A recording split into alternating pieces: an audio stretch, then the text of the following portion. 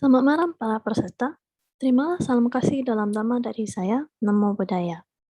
Perkenalkan, nama saya Yuki, perwakilan dari Angkatan Muda Viara Buddhagaya Bandung yang akan menjadi moderator Truth of Dhamma hari ini.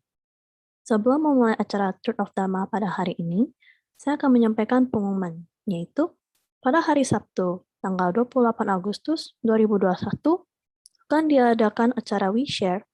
We Share ini merupakan acara yang membahas topik-topik relevan dengan kehidupan remaja yang dikhususkan untuk pemuda-pemudi Buddhis dengan bertemakan self-diagnose kondisi mental sendiri, seberapa akurat, yang akan dibawa oleh Sylvia Febrianti pukul 7-9 malam. Sekarang, saya akan memberikan beberapa peraturan yang perlu diketahui. 1. Cara berlangsung pukul 7-9 malam. Mohon untuk mematikan mic selama pemaparan materi dari narasumber berlangsung. Selanjutnya, jika ada pertanyaan, peserta bisa menyampaikan pertanyaan di kolom chat yang tersedia pada Zoom dan YouTube. Untuk peserta yang berada di Zoom, juga bisa menggunakan fitur raise hand yang nantinya akan diperbolehkan terlebih dahulu oleh moderator sebelum bertanya secara langsung. Terakhir, di akhir acara akan ada sesi foto bersama. Diharapkan para peserta yang berada di Zoom nyalakan kamera untuk proses dokumentasi. Setelah itu, para peserta diminta untuk mengisi forum evaluasi cara hari ini. Topik Truth of Dhamma hari ini adalah belajar memahami duka yang akan dibahas oleh Ibu Lilis Juliati. Setelah kita belajar memahami duka, kita memahami bahwa selama kita masih di dalam samsara, penderitaan akan selalu ada. Namun, seseorang dapat memilih untuk tidak menderita. Lalu, bagaimana caranya untuk memahami dan menerima penderitaan yang ada? Tentu perlu lebih mengenal sebab dari duka itu sendiri. Manusia sendiri diliputi oleh lobha, dosa, dan moha, yang merupakan awal dari penderitaan. Tetapi, apakah 3 hal itu saja sebab dari duka? Oleh karena itu, kita akan melanjutkan pembahasan mengenai duka, di mana hari ini narasumber kita akan memberikan penjelasan mengenai sebab dari duka. Sekarang kita akan berkenalan dengan narasumber kita hari ini. Narasumber kita adalah Lilis Juliati Arif, tinggal di Bogor. Kuliah di IKIP Bandung tahun 1975 sampai 1980. Menjadi guru sejak tahun 1972 dan pernah bertugas di SMP Dhamma Bhakti Bandung tahun 1978 sampai 1980. Dan pernah mengajar agama Buddha di TK, SD, SMP, dan SMA di Bogor. Sekarang sering beraktivitas di Prasada Jinarakita Jakarta dan menjadi anggota Lembaga Pendidikan Majelis Budayana Indonesia. Sekian profil singkatnya. Pada Ibu Lilis, kami persilakan untuk memulai Truth of Dhamma hari ini. Terima kasih, Saudari Yuki, atas perkenalannya dan juga introduction-nya. Selamat malam para saudara-saudara dalam Dharma yang berbahagia. Namo Sang Yang Adi Budaya dan Namo Buddhaya. Jadi hari ini kita akan melanjutkan materi yang telah kita awali 1 bulan yang lalu ya, atau 4 minggu tepatnya ya, yaitu tentang 4 kebenaran mulia. Jadi di bulan Juli yang lalu kita sudah membahas tentang kebenaran mulia tentang duka. Sekarang kita akan membahas kelanjutannya. Mohon bisa dibantu share materinya ya. Kita akan belajar memahami sebab duka. Jadi nanti ini akan menjadi rangkaian ya, 4 pertemuan yang akan membahas masing-masing kebenaran mulia. Jadi ada kebenaran mulia, mungkin yang berikutnya, di slide berikutnya. Ya, kebenaran mulia tentang duka sudah kita bahas di bulan Juli yang lalu. Jadi di kesempatan kali ini kita akan membahas tentang kebenaran mulia tentang sebab duka. Kemudian nanti di bulan September kita akan membahas tentang kebenaran mulia tentang teratasinya duka, dan di bulan Oktober kebenaran mulia tentang jalan menuju teratasinya duka. Nah, materi keempat kebenaran mulia ini merupakan materi yang pertama kali dikotbahkan oleh Buddha kepada 5 pertapa yang menjadi murid yang pertama, yang dulunya pernah menjadi rekan dalam bertapa. Ya, jadi ini rangkaian dari kita mulai waktu itu pada hari Asada, ya. Jadi mudah-mudahan rangkaian ini bisa memberikan kita gambaran dan dasar pemahaman tentang inti ajaran Buddha, karena yang Buddha khotbahkan setelah 4 kebenaran mulia ini semua berkaitan dengan 4 kebenaran mulia. Jadi khotbah-khotbah selanjutnya itu merupakan penjelasan lebih lanjut tentang 4 kebenaran mulia ini. Ya, jadi mudah-mudahan kita bisa betul-betul memahami ya tentang duka, tentang sebabnya, bagaimana mengatasinya, dan cara ya yang harus kita tempuh untuk bisa mengatasi duka. Oke, sebelum kita membahas tentang kebenaran mulia tentang sebab duka, saya akan mengulang sedikit tentang kebenaran mulia yang pertama, yaitu tentang duka ya, untuk merefresh ingatan kita sehingga pada saat kita menyambungkan itu lebih enak. Atau teman-teman yang mungkin bulan lalu tidak sempat menghadiri, jadi tahu juga yang kira-kira sudah dibahas waktu itu apa. Ya, slide selanjutnya, tolong. Ya, jadi duka itu diidentifikasi oleh Buddha itu ada 8 jenis katanya ya, yang menyebabkan kita mengalami sesuatu yang tidak memuaskan. Jadi kita memang tidak menerjemahkan kata duka, karena duka ini artinya luas sekali, bukan hanya sekedar penderitaan, tetapi sesuatu yang memang tidak bisa memberi kepuasan kepada kita. Jadi kita selalu akan merasa sepertinya masih ada lagi ya. Jadi kalaupun kita merasa bahagia, bahagia kita itu bukan satu kebahagiaan yang sejati, tapi kebahagiaan yang hanya sementara saja. Jadi kelahiran, penuaan, penyakit, kematian ya, yang menimbulkan kesedihan, ratapan, sakit jasmani, ketidaksenangan batin maupun keputusasaan, itu adalah hal-hal yang bisa membuat hidup kita menjadi tidak nyaman, hidup kita tidak memuaskan. Demikian juga kalau kita berkumpul dengan yang kita tidak suka, atau kita berpisah dengan yang kita suka, kemudian kita tidak memperoleh apa yang kita inginkan, dan katanya yang nomor 8 ini, bahkan tubuh jasmani dan batin kita pun merupakan sumber dari duka, karena tubuh dan batin ini tidak lepas dari perubahan. Kemudian tubuh dan batin ini juga tidak sempurna. Jadi selalu ada hal-hal yang muncul dari tubuh maupun dari batin kita yang menyebabkan hidup kita itu menjadi tidak memuaskan. Secara hakiki ya di sini ya maksudnya. Oke. Kemudian jenis yang selanjutnya, ini jenis-jenis duka. Slide selanjutnya. Nah, jadi jenis-jenis duka itu kalau dilihat dari kelompok-kelompok karakteristiknya, itu penderitaan atau duka itu bisa dikelompokkan menjadi 3, itu berdasarkan sebabnya. Jadi sebetulnya sebabnya sendiri di sini Buddha sudah mulai menyinggung ya. Jadi penderitaan intrinsik karena ketidaksempurnaan dari eksistensi kita itu disebutnya duka-duka. Jadi kalau kita menolak terhadap perasaan atau sensasi atau hal-hal yang muncul di batin kita yang tidak menyenangkan, baik itu akibat pengalaman fisik, misalnya badan kita sakit, kita jatuh, kemudian kita tubuh kita memar dan sebagainya, atau mental ya, kita disakiti, ya dihina orang gitu. Kalau kita tidak bisa mengatasi itu akan membuat hidup kita menjadi tidak nyaman dan tidak memuaskan. Kemudian yang kedua, penderitaan karena adanya perubahan. Jadi kita ini tumbuh dan berkembang. Dari sejak kita lahir, kita itu selalu berubah. Dan katanya kalau menurut penelitian, bahkan setiap detik sel-sel di dalam tubuh kita itu ada yang berubah. Jadi perubahan-perubahan ini tentu kadang-kadang membuat kita juga merasa tidak puas, karena kadang-kadang kita menginginkan satu keadaan itu tetap seperti yang kita inginkan. Padahal semuanya berproses, semuanya berubah. Jadi itu juga kalau kita tidak bisa menerima akibat dari perubahan-perubahan yang terjadi, itu akan membuat hidup kita juga tidak memuaskan ya. Dan yang ketiga itu penderitaan karena kondisi yang disebut sangkara duka. Jadi penolakan terhadap keberadaan kita yang tidak bebas, yang bergantung pada sebab dan kondisi.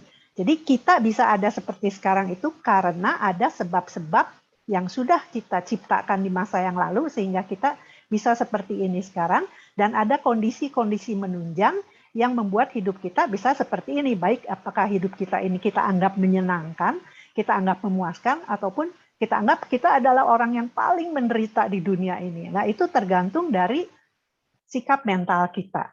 Jadi semua itu mengapa duka ini penting kita pahami agar kita tahu bisa mencari kira-kira menelusuri ya. Jadi kalau dari 3 karakteristik ini apa sih kalau begitu penyebabnya, atau bahkan yang lebih jauh lagi asal mula duka, akarnya gitu. Jadi sebab itu sendiri itu nggak berdiri sendiri, sebabnya itu bisa berantai sampai nanti ada nggak ujungnya gitu. Nah ini kalau Buddha mengajarkan itu sampai ke ujungnya. Jadi kalau seperti kita menderita penyakit itu bukan hanya gejalanya, bukan hanya simptomnya yang kita obati, tapi sumber penyakitnya itu sendiri dari mana, dicari sampai ketemu supaya bisa betul-betul diobati, bukan hanya sekedar mengurangi efek dari gejala-gejala yang ditimbulkan oleh penyakit itu. Jadi betul-betul sangat mendalam, ya. Nah, sekarang yang berikutnya saya mohon ini partisipasi dari Anda. Slide berikutnya, tolong. Nah, sekarang kita berbagi. Jadi kalau dari tadi ya, saya udah kasih sedikit semacam pemberitahuan lah ya, apa kira-kira yang bisa menjadi sebab duka. Nah, jadi kalau dari tadi yang kita sudah bahas sedikit pengulangan tentang yang materi yang bulan lalu, kira-kira menurut Anda sebab duka itu apa? Atau dari pengalaman Anda, dari apa yang Anda rasakan, kira-kira sebab duka itu apa sih? Mohon bersedia untuk berbagi ya, sebelum nanti kita melihat apa yang dikatakan dari teks-teks Pali maupun teks-teks Sanskerta. Ya, jadi saya ambil bahan untuk sebab duka ini dari 2 sumber itu. Ya, silahkan nanti Yuki tolong bantu ya dibacakan ya. Saya kasih waktu lah mungkin ya beberapa menit. Jadi kalau begitu sudah ada sambil menunggu yang lain menulis ya kita langsung bahas gitu ya.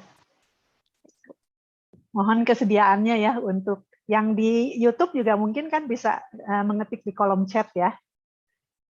Jadi kalau menurut Anda sebab duka ini apa jadinya?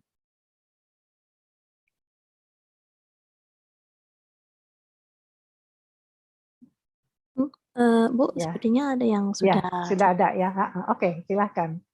Tolong dari dibacakan. William Chasa. Ya. Bab duka karena nafsu duniawi. Nafsu duniawi satu ya. Jadi tadi karena apa? Kita ingin sesuatu yang menyenangkan ya. Tadi ya berpisah dengan yang kita cintai. Kita cintai itu bukan cuma orang saja ya, bisa juga kondisi-kondisi ya.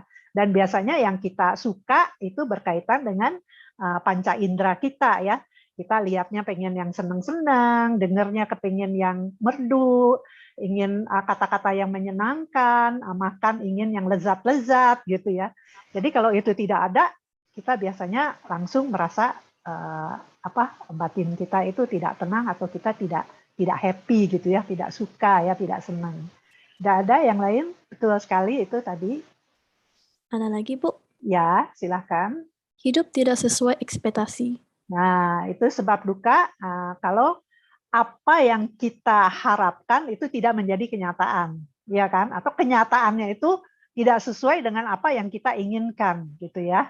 Jadi di sini berarti kita nanti bisa menilai ekspektasi kita itu realistis enggak gitu.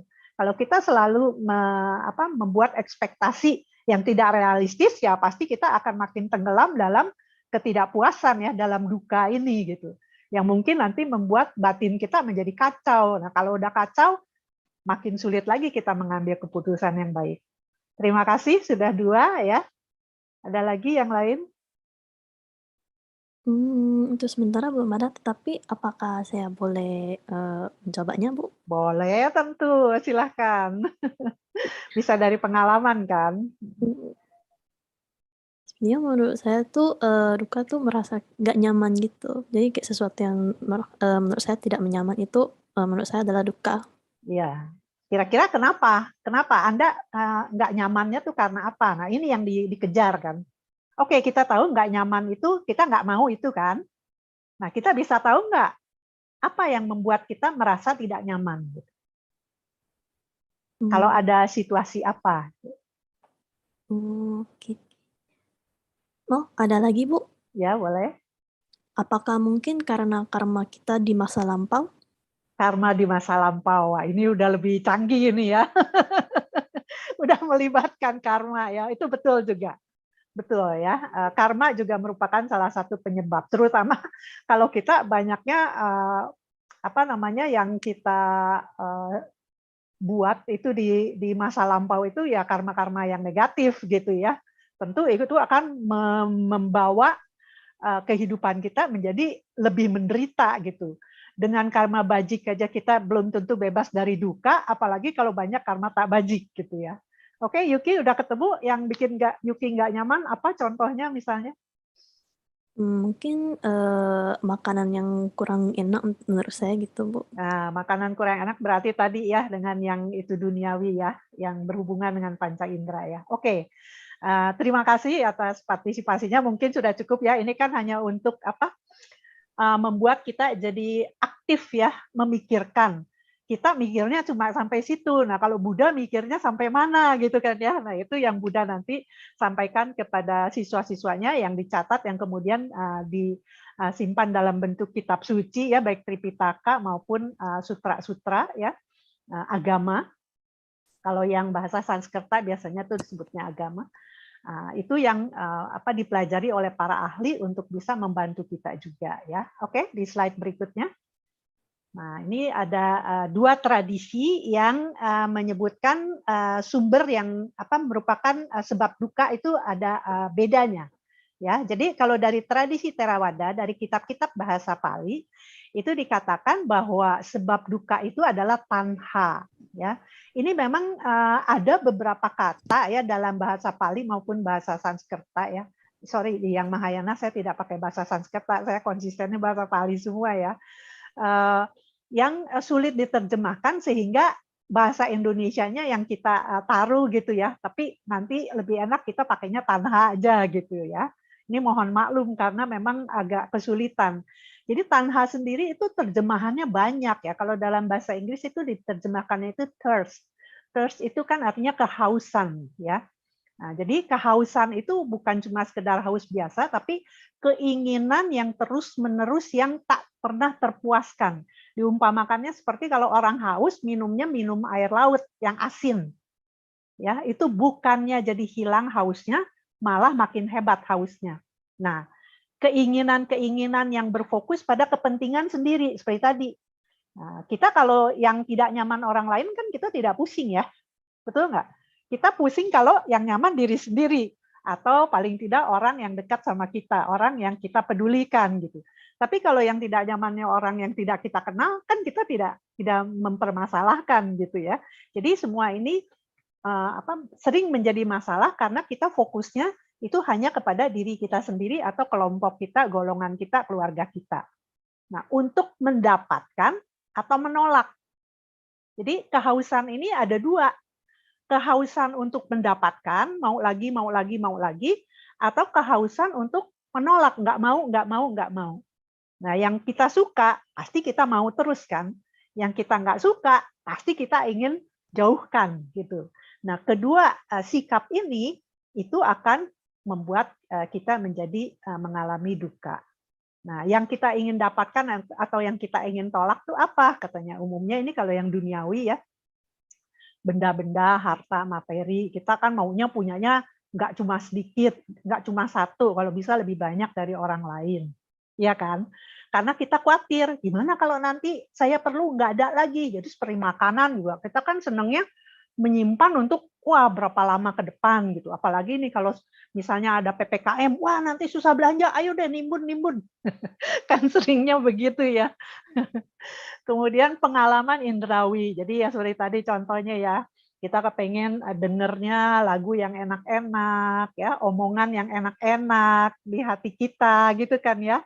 Nggak mau kalau denger celaan, ya makan, tadi maunya yang enak di lidah, gitu ya. Padahal katanya kalau lagi flu, itu kan makan apa aja nggak terasa apa-apa, meskipun orang bilang makanannya enak, sebetulnya yang salah bukan makanannya ya, tapi lidah kitanya yang tidak bisa merasa gitu ya. Jadi kita ini memang dipermainkan oleh rasa-rasa yang bisa kita nikmati melalui panca indera kita. Kemudian kalau melalui kulit kita, kita inginnya yang lembut-lembut, yang kasar-kasar nggak mau, yang hangat, yang panas, terlalu dingin, kita nggak mau gitu. Kemudian kalau status ini berkaitan biasanya kalau di ini sosial ya. Kita ingin nama baik, kita ingin dikenal sebagai apa, ingin punya apa namanya credential ya, ingin punya keahlian apa, karena kita merasa itu dibutuhkan dalam kehidupan kita sehari-hari. Sehingga banyak waktu yang kita dedikasikan untuk hal-hal itu. Nah, itu katanya kalau kita kurang hati-hati, kebablasan, memang kan kita perlu merawat tubuh kita kan, perlu punya peran dalam masyarakat, karena kita perlu bisa menghidupi diri kita sendiri. Jadi kita perlu punya keahlian, perlu punya status gitu ya. Tapi itu kalau kita terlalu terpaku, terlalu mengejar, itu akhirnya akan membuat kita menderita. Nah, kalau dari tradisi Mahayana, itu tidak berhenti di tanha ini, karena tanha itu adalah akibat katanya. Ada lagi sebabnya yang sebelum tanha, ujungnya. Yang tadi itu ya, nah ujungnya ini awidya. Atau kalau dalam bahasa Sanskerta itu awidya.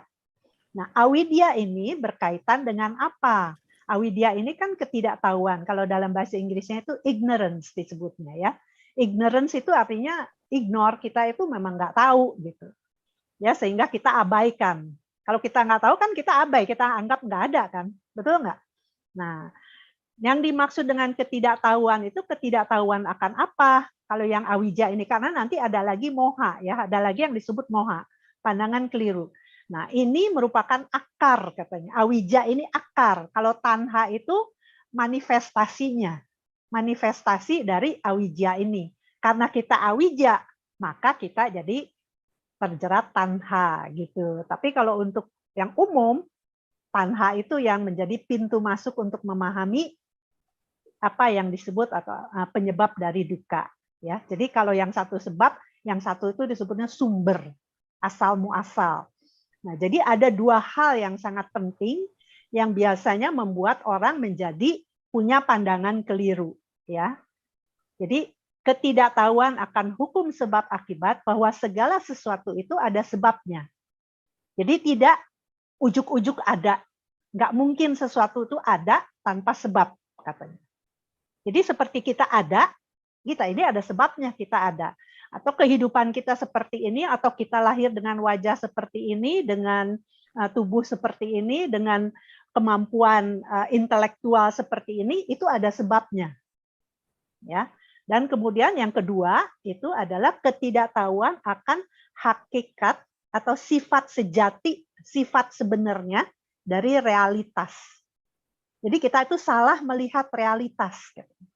Udah salah melihat realitas, kita juga menganggap bahwa segala sesuatu itu kadang-kadang ada ya karena memang sudah ada saja gitu, tanpa ada proses yang mendahuluinya.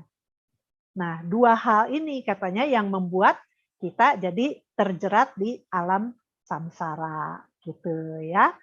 Nah, jadi saya akan berusaha menjelaskan bedanya awija dengan moha ya, ketidaktahuan dan pandangan keliru atau delusi. Karena itu sering dipertukarkan. Tapi setelah saya pelajari nanti di slide terakhir saya cantumkan referensi utama yang saya gunakan. Kalau yang di penjelasan di sesi pertama, saya masih banyak campur-campur dari berbagai sumber karena sumber tentang 4 kebenaran mulia ini luar biasa banyaknya. Tapi setelah saya pelajari lebih jauh, saya ambil dari satu referensi utama untuk bisa memberi penjelasan yang lebih terperinci yang halus, perbedaan-perbedaan halus tentang unsur-unsur yang dibahas dalam 4 kebenaran mulia ini. Yang mudah-mudahan bisa memberi kejelasan kepada kita sehingga pada saat kita menghadapi peristiwa atau mengalami dalam hal-hal dalam kehidupan kita, kita bisa menyikapinya dengan lebih tepat. Bukan soal benar salah ya, tapi lebih pas, lebih tepat. Karena kalau hidup kita selalu pas, itu enak banget gitu. Mau ini pas, bisa. Mau itu pas, bisa. Tapi kalau nggak pas, ini serba nggak pas, itu serba nggak pas, berarti kan akan banyak friksi, akan banyak konflik ya. Nah itulah yang membuat duka gitu ya. Jadi kita batasi bagaimana yang kehidupan yang bisa nyaman itu ya kalau serba pas. Kita mau apa ada gitu ya. Kita perlu apa bisa gitu. Kan enak gitu ya. Oke.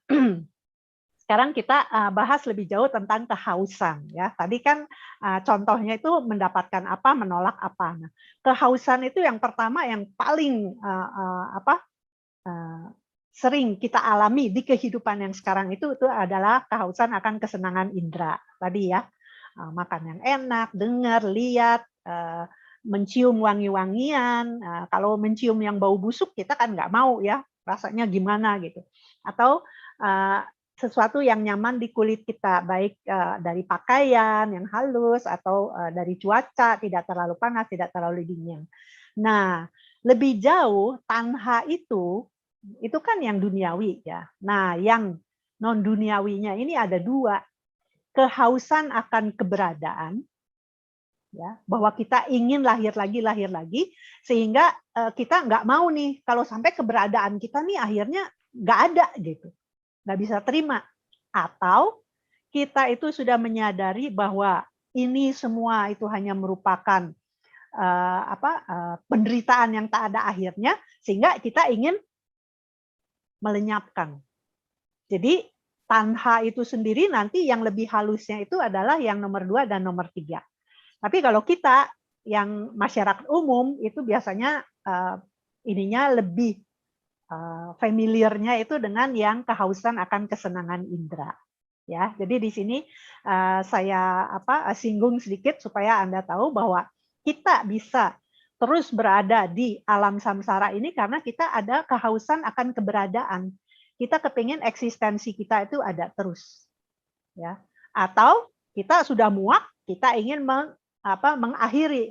Banyak kan orang yang akhirnya nggak kuat menderita, pilih bunuh diri. Itu juga tidak menyelesaikan masalah. Kalau menurut ajaran Buddha, ya. Jadi kalau memang kita ingin bisa menyelesaikan situasi yang tidak menyenangkan ini, kita itu tidak boleh menyerah. Tapi kita bagaimana berusaha bisa keluar sedikit demi sedikit dari situasi yang kita rasa kita tidak ingin berada di situ, yang tidak kita sukai. Gitu. Ya, jadi Buddha itu betul-betul teliti sekali, terperinci sekali dalam menganalisa situasi yang dialami para makhluk. Jadi bukan cuma manusia ya, karena kita adalah salah satu saja bentuk dari makhluk yang hidup di alam manusia ini ya, bersama binatang tentu yang kelihatan. Nah yang tidak kelihatan itu kan nggak berarti nggak ada, tapi karena kita nggak tahu ya biasanya kita nggak urusi lah gitu ya. Tapi kalau Buddha itu ingin memberikan penjelasan itu secara holistik, secara menyeluruh. Karena itu ya meskipun kita masih belum terlalu paham, ya kita coba terima saja dulu.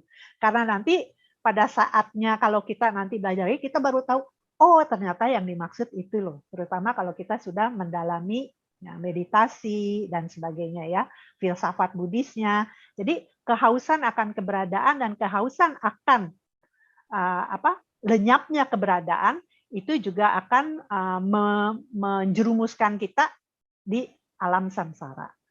Oke, ya. Kalau ada pertanyaan silahkan ya diketik di kolom chat supaya nanti tidak lupa. Tapi nanti kita bahasnya belakangan ya. Oke, berikutnya.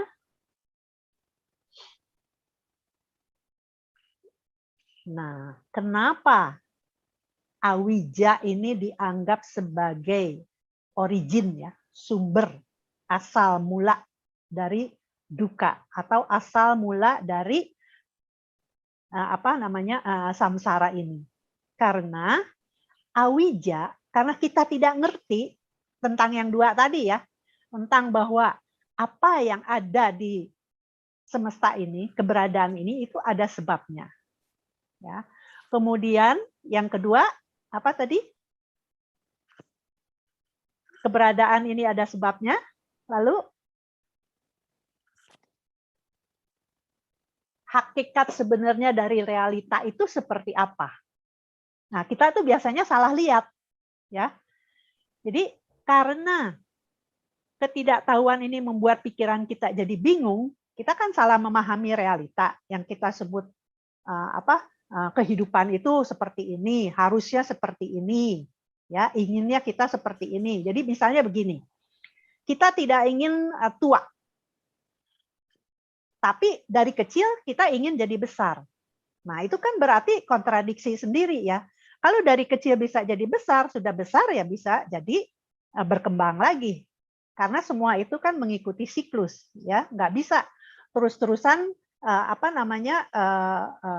stagnan ya, berada dalam satu posisi saja permanen, tidak ada yang permanen. Bahkan gunung yang kelihatannya sepertinya itu permanen, ya tinggal tunggu waktu aja nanti dia berubah.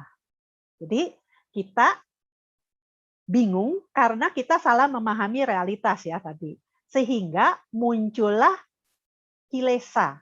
Atau di bahasa Indonesia itu sudah ada kelesa. Kelesa itu artinya sesuatu yang membuat hati kita gundah. Yang membuat kita galau. Nah, kenapa galau? Karena kita jadi nggak ngerti ini sebetulnya hidup ini buat apa sih? Kenapa sih? Kok saya pengen begini, yang jadinya begitu sih? Saya ingin orang ini suka saya, tapi dia nggak suka. Orang yang saya nggak suka, dia suka saya. Nah, jadi gimana? Yang memutuskan siapa? Kan dalam hidup seringnya begitu ya. Jarang sekali orang bisa ketemu orang yang cocok dan orang yang kita suka itu juga menyukai kita. Seringnya kan berselisihan terus gitu. Nah, ini racun mental ini, kilesa ini, membuat pikiran kita terjebak dalam delusi. Berpandangan keliru. Sehingga, nah ini sebutnya moha ya, pandangan keliru itu moha. Jadi awija menimbulkan kilesa. Awija dan kilesa memunculkan moha. Kita jadi terjebak pada delusi. Jadi kita selalu mengambil keputusan yang salah. Nah, karena kita mengambil keputusan yang salah, cara kita pikir, cara kita ngomong, cara kita bertindak juga banyak yang keliru.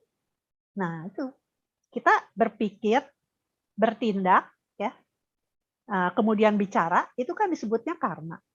Nah, aksi karma ini, action ya, kita kan melakukan action ya, kita kan merespon atau kita bereaksi. Aksi karma inilah yang menjebak kita lahir lagi di alam samsara. Jadi tadi ada yang bilang karma itu memang sudah betul. Tapi karma itu udah hasil keberapa nih dari efek domino si awija. Makanya Buddha menembusnya sampai ke awija. Cuma tahapannya kan nggak bisa langsung. Kenapa waktu Asada Buddha langsung bicara tentang 4 kebenaran mulia? Karena 5 petapa itu sudah berlatih bertahun-tahun bersama beliau. Iya kan? Jadi udah tinggal ujungnya aja sedikit yang perlu dipahami. Kalau kita kan belajarnya masih jauh gitu. Jadi makanya kita tahu ini, tapi nanti kita harus tahu tahapan-tahapan apa lagi yang harus kita pelajari supaya kita betul-betul bisa menembus awija ini, ya. Jadi kita ini balik ya dari yang susah dulu, baru nanti turunannya apa. Sedangkan kalau kita sekolah kan kita belajarnya dari ABC 1, 2, 3 dulu kan, nggak ujuk-ujuk belajar di universitas baru ke bawah. Nah, kalau kita belajar 4 kebenaran mulia dulu, itu tuh sepertinya kita tuh belajar yang advance class dulu, kelas lanjutan. Makanya nggak heran, banyak yang bingung. Tapi karena ini merupakan khotbah pertama, jadi orang anggapnya paling penting. Ini dulu yang harus kita pelajari. Gitu ya, nggak apa-apa ya. Kita belajar dulu, nanti mana yang harus kita tahapan berikutnya, ya kita cari gitu. Nggak apa-apa bolak-balik ya, bisa deduksi, bisa induksi kan belajar. Oke, selanjutnya. Nah, tadi kan kita udah tahu efek domino dari si Awija. Nah, sekarang si Awija ini kan dengan racun mental itu udah jadi moha kan, udah jadi delusi kan, yang memicu aksi atau respon yang keliru. Misalnya contohnya, kalau ada stimulus dari luar, ini sehari-hari kita. Misalnya kalau yang biasa bawa mobil nyetir ya, ada yang nyalip atau ada yang laksonin, misalnya gitu ya. Kemudian ada orang yang mengeluarkan kata-kata yang kita anggap menghina kita, merendahkan kita, atau ada yang melakukan bullying terhadap kita misalnya. Biasanya kita meresponnya gimana? Umumnya marah kan, agresif kan, nggak terima kan. Nah, akhirnya jadi apa? Konflik, iya kan? Nah, kemudian contoh yang kedua, kalau dari tubuh kita nih ada rasa sakit, jatuh misalnya, atau kita kesandung batu atau apa, kita biasanya gimana? Udah badan kita sakit, hati kita kesel kan, nyalain batu ini kenapa sih ada di sini? Kan sering ya kalau anak kecil jatuh kan orang tuanya yang bilangnya ini batu nakal nih, ini ubin nakal nih gitu. Nah, jadi kan kita biasanya mencoba mencari siapa yang bisa disalahkan ya. Kemudian reaksi mental terhadap peristiwa atau pengalaman apapun kita kan sering ya, seharusnya gini, meskipun pengalaman baik, bisa kita kena lotre 10 juta. Seharusnya saya kenanya 100 juta. Udah kena 100 juta, saya seharusnya dapatnya 1 miliar, misalnya gitu. Jadi kita sering selalu tuh bereaksi karena kita punya delusi, kita pikir kita berhak meminta lebih, berhak mendapat lebih, gitu kan? Tiap orang kan merasanya begitu ya. Kalau sesuatu yang keberuntungan terjadi pada dirinya, dia nggak pernah mempertanyakan kan. Tapi begitu ada hal-hal buruk terjadi pada dirinya, mulai kan tanya, ini salah siapa nih gitu ya. Kita tuh biasanya mencela, menghakimi, atau nanti membenci atau curiga, iri hati. Nah, semua ini bisa terjadi karena delusi. Delusi itu muncul karena apa? Karena awija yang membuat munculnya faktor-faktor mental negatif mempengaruhi pikiran kita. Gitu. Jadi tahu ya bedanya ya, moha dengan awija. Karena sering ini dipertukarkan. Ketidaktahuan dengan pandangan keliru. Jadi pertamanya tuh karena tidak tahu, jadi kita punya pandangan keliru, belajarnya salah gitu. Ya, kayak orang kalau salah baca soal, jawabnya kan pasti salah ya. Jadi sekarang kita belajar baca soal yang benar supaya bisa jawabnya benar gitu. Oke, coba kita lihat apalagi yang dikatakan oleh Geshe Tashitsering. Ini saya ambilnya dari buku beliau, Four Noble Truths. Menarik sekali. Jadi kalau nanti Anda mau baca sendiri bisa ya, itu ada soft copy-nya di internet, biasanya bisa dicari. Jadi ini kesimpulan atau rangkuman yang saya ambil dari apa yang beliau tuliskan. Ya, di yang berikutnya.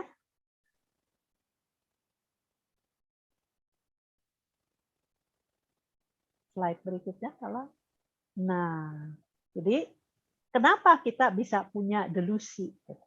Itu dibilangnya ada yang memang hasil belajar, karena kita dari kecil kan diajarin ya, diajarin di rumah ya, waktu kita mulai belajar ngomong. Makanya kita itu bisa punya delusi karena kita punya bahasa untuk memproses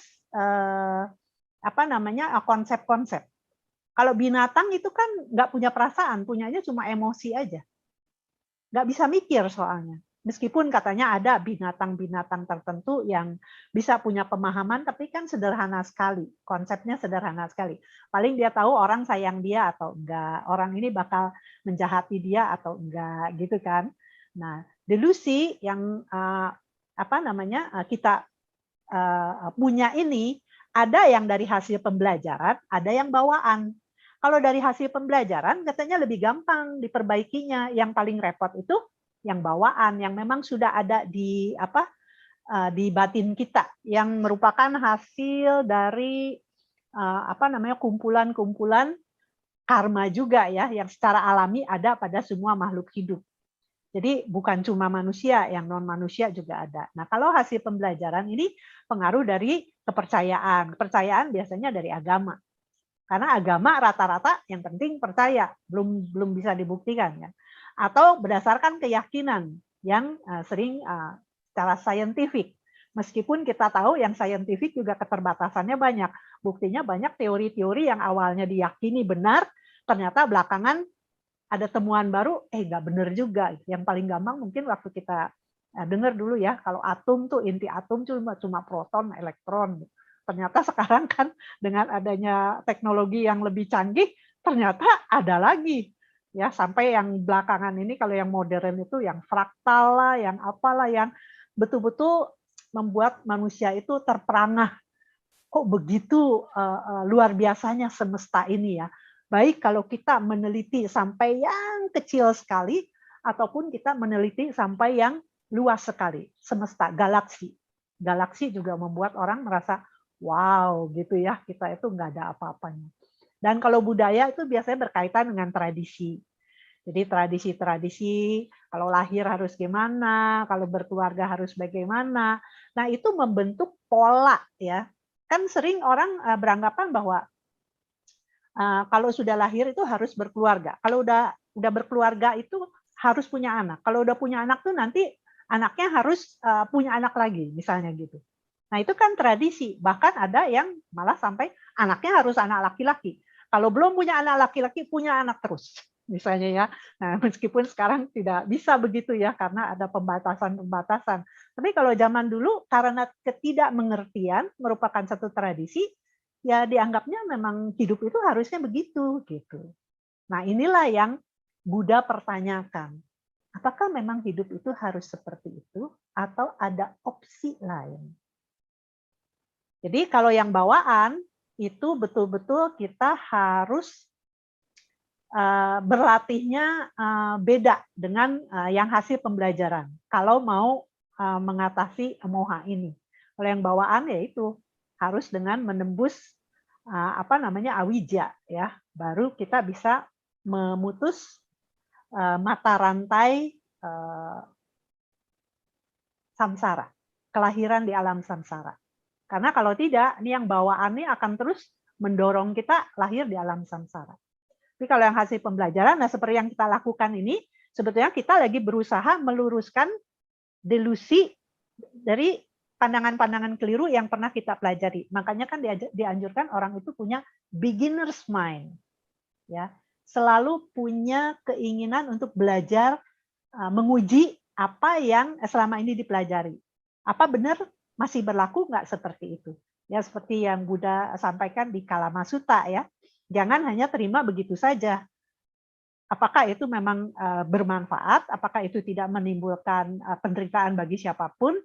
Nah, meskipun yang mengatakannya yang disebut orang suci lah, yang disebut orang berpuasa, orang terpandang dan sebagainya, tapi kalau yang dia anjurkan itu tidak membawa manfaat, malah menyebabkan penderitaan, ya kita boleh saja tidak mengikuti gitu. Ya, boleh saja tidak menuruti apa yang dikatakan. Jadi di sini betul-betul kita diajarkan untuk menggunakan common sense kita, ya, menggunakan ketajaman kemampuan berpikir kita untuk bisa melihat mana yang memang bermanfaat, mana yang tidak bermanfaat. Jadi bukan menghakimi, oh ini benar, ini salah, karena itu relatif. Ya, dalam situasi tertentu mungkin memang kita harus melakukan ini, karena ini yang terbaik pada saat itu, yang efek negatifnya paling minimal, yang efek positifnya paling optimal, gitu ya. Oke, berikutnya.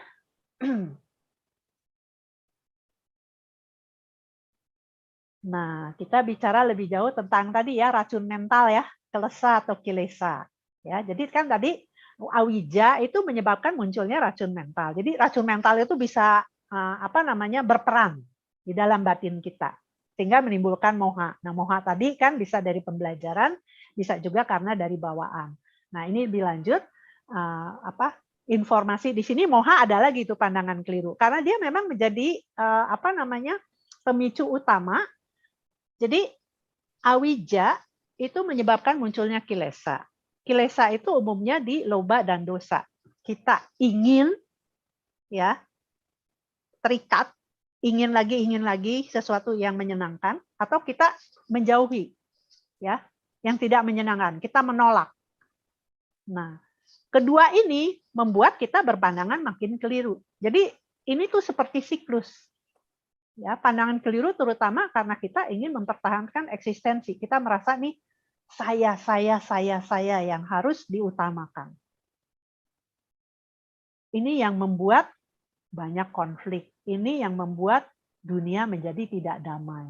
Karena masing-masing hanya mementingkan saya. Tapi kalau sayanya bisa menjadi kita, kepentingan bersama, itu pasti akan berbeda. Tapi orang biasanya nggak mau begitu. Enak amat saya membantu orang lain. Kan dia juga harus sama-sama dong, bersaing gitu ya. Kalau perlu saling menjatuhkan gitu. Kan sering kalau di bisnis ya, yang disebut red ocean, meskipun sekarang kan sudah dari red ocean tuh kalau di bisnis kan jadi ke blue ocean, ya kan? Dimana kita jangan bergerak di bisnis yang sama. Tapi sekarang sudah meningkat lagi menjadi white ocean strategy. Ya, jadi semua itu memang ada tahapannya. Cuma manusia itu kan banyak terjebak di loba dan dosa. Diajak ke blue ocean aja susah, apalagi diajak ke white ocean. Makanya biasanya jalan-jalan atau jalur-jalur spiritual itu disebutnya the road that less traveled. Jadi jalan yang jarang orang lalui. Karena umumnya orang nggak mau pusing. Maunya yang gampang-gampang aja, yang enak-enak aja dibilang, itu kan enggak kok. Buat saya hidup oke-oke aja. So far nggak ada masalah. Kan gitu ya. Jadi seperti misalnya orang sakit, kalau dia nggak menganggap dirinya sakit, dia nggak mau ke dokter, ya udah. Dia pikir dia oke-oke saja, gitu. Dikasih obat malah dia nanti marah. Nah, kan ajaran Buddha ini kan dianggapnya seperti obat ya. Selama kita belum menganggap diri kita sakit, kita nggak akan berpikir untuk berobat. Nah, Buddha ini mencoba memberitahu kita bahwa kehidupan itu seperti itu. Lebih banyak menyakitkannya daripada tidak. Kita aja mungkin sekarang beruntung tinggal di tempat yang aman, serba berkecukupan. Coba kalau kita baca berita di tempat-tempat lain, itu banyak sekali ya. Atau kita memang tidak pernah mengalami kekerasan. Tapi berapa persen orang yang bisa hidupnya seperti itu? Kalau dari statistik kan Anda bisa lihat ya, statistik dunia. Iya kan? Yang menderita itu banyak sekali. Dan kadang-kadang kita sampai tidak siap hati kita untuk membaca. Lebih bagus saya nggak baca deh. Kan bilangnya begitu ya. Tapi apakah memang betul kita tidak akan mengalami? Mungkin di kehidupan ini tidak mengalami, kita kan tapi tidak tahu. Di kehidupan yang akan datang kita akan lahir di mana. Karena pelempar ini akan mendorong kita lahir di mana. Memang kita selalu berusaha untuk bisa mengamankan, tapi kan nggak bisa hanya diri kita sendiri saja. Kalau begitu banyak orang menderita, dunia ini juga tidak akan menjadi tempat yang damai, tempat yang aman kalau lebih banyak yang menderita. Jadi Buddha itu mengajak kita, yuk kita lakukan sesuatu. Meskipun barangkali kita merasa, saya bisa apa gitu. Tapi kan kita pernah baca ya cerita burung yang mencoba memadamkan dari Cita Jataka ya, memadamkan kebakaran di hutan dengan setetes-tetes dari sayapnya. Itu kan bodhisatwa kan seperti itu kiprahnya ya. Jadi meskipun mungkin secara fisik kita tidak bisa melakukan sesuatu, tapi secara batin kan kita bisa melakukan. Dan batin itu kan bisa melampaui batasan waktu dan ruang. Jadi dengan belajar ini mudah-mudahan kita bisa membangun sikap batin yang bisa make a difference, membuat perbedaan. Bisa membuat orang merasa lebih damai, bisa menciptakan komunitas yang lebih kondusif untuk perkembangan dan sebagainya. Jadi kita harus tetap optimis ya. Makanya nanti kalau misalnya sudah memahami ini, jangan hanya untuk diri sendiri, bagikan ke yang lain. Ke sebanyak mungkin orang. Karena ini tidak ada kaitannya sebetulnya dengan agama. Kalau yang filsafat-filsafat Buddhis ini, sebetulnya itu orang mau mengaku Buddhis atau enggak, orang mau terima atau tidak, ini berlangsung terus. Jadi tidak ada sebetulnya batasannya bahwa ini hanya berlaku untuk yang beragama Buddha, yang nggak beragama Buddha nggak berlaku, nggak juga. Ini berlaku untuk semua, bahkan yang non manusia juga, ya. Keterikatan dan penolakan kan selalu ada, bahkan sel-sel amuba aja katanya kalau dia mendeteksi, nge-sense ya, ini membahayakan, dia pasti akan mundur, gitu, membahayakan dia. Jadi kalau misalnya mendukung kehidupannya, dia pasti akan mendekat, gitu. Insting itu sampai di satu makhluk satu sel aja ada, apalagi kita ini yang selnya katanya sampai triliunan ya. Terbayangkan. Tidak mudah. Oke, berikutnya. Ini masih ada waktu ya. Baru jam 8 ya. Nah, apa yang menyebabkan kilesa itu? Ini, kesombongan. Biasanya kalau kita mempunyai lebih, kita gimana? Kita akan menekan yang kecenderungan ya. Ini kesombongan ini bisa halus sekali. Jadi kalau di ajaran Buddha tuh yang sifat-sifat ini tuh dari yang paling kasar sampai yang paling halus itu dibahas. Kalau kita tahu atau kita punya lebih, biasanya kita jadi sombong.